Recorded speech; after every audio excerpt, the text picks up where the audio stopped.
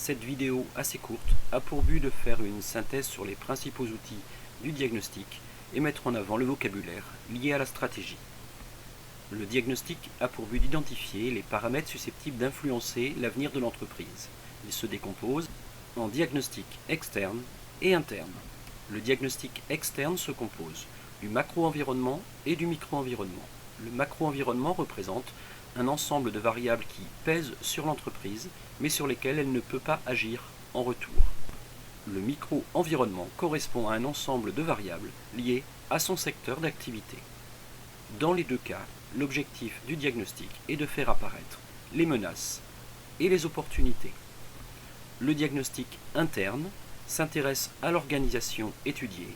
Il a pour but de faire apparaître les forces en termes de ressources, de compétences, et les faiblesses de l'entreprise. En général, la synthèse de ces quatre paramètres, menaces, opportunités, forces et faiblesses, est représentée dans un tableau de type SWOT.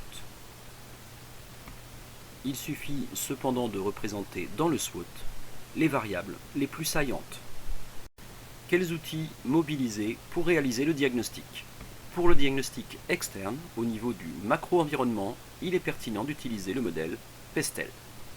Pour le diagnostic externe, au niveau du micro-environnement cette fois, il est intéressant d'identifier les facteurs clés de succès, le cycle de vie du produit et du métier, de mobiliser le modèle des 5 voire 6 forces concurrentielles de Michael Porter et de bien limiter le diagnostic au niveau seulement du groupe stratégique.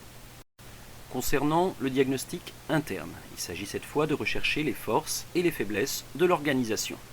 Il est donc nécessaire d'analyser l'entreprise sous l'angle technologique, organisationnel, ressources humaines, financier et marketing.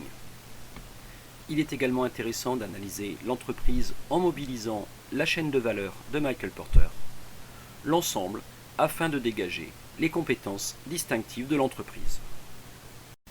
Rappelons ici les concepts et le vocabulaire mobilisés dans le cadre des stratégies de croissance. Après avoir effectué le diagnostic externe, interne, mis en avant les avantages concurrentiels, sans oublier d'avoir rappelé la mission et le métier de l'entreprise, il convient d'identifier la stratégie menée par l'entreprise à l'échelle de l'entreprise tout entière, c'est-à-dire la corporate strategy. On retrouve ici alors la matrice d'Ansoff avec la stratégie de spécialisation par pénétration de marché, développement de produits ou développement de marché, la stratégie de diversification, mais également les stratégies d'intégration, d'externalisation ou d'internationalisation.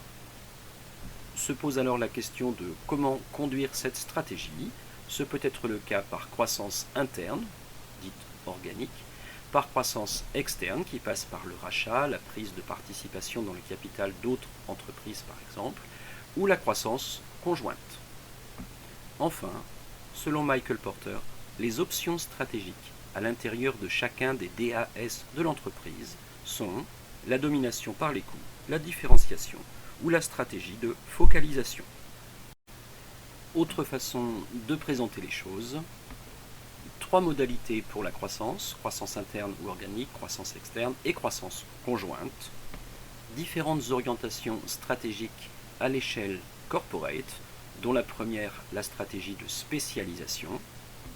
Celle-ci est souvent mise en œuvre par croissance interne, puisqu'il s'agit d'acquérir de nouvelles compétences d'ordre financier, matériel, éventuellement la construction d'une nouvelle unité de production, mais tout cela sans avoir recours à un rachat d'une autre entreprise.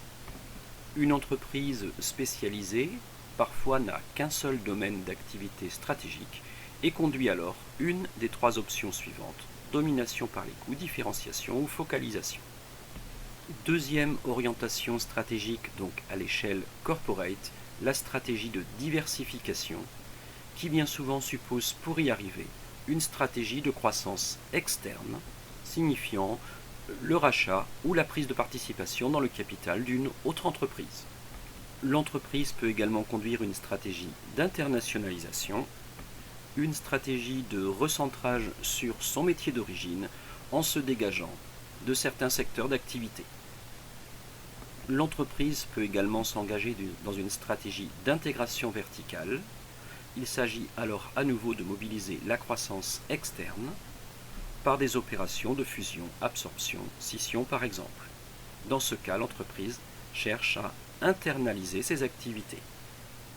Enfin, dans le cas de stratégie d'impartition, il s'agit de créer des alliances avec d'autres entreprises par le biais de la sous-traitance, de la concession, de la franchise, de la création d'un GIE ou de filiales communes par exemple, et dans ce cas, on va externaliser une partie des activités de l'entreprise. On parle alors de stratégie de croissance conjointe.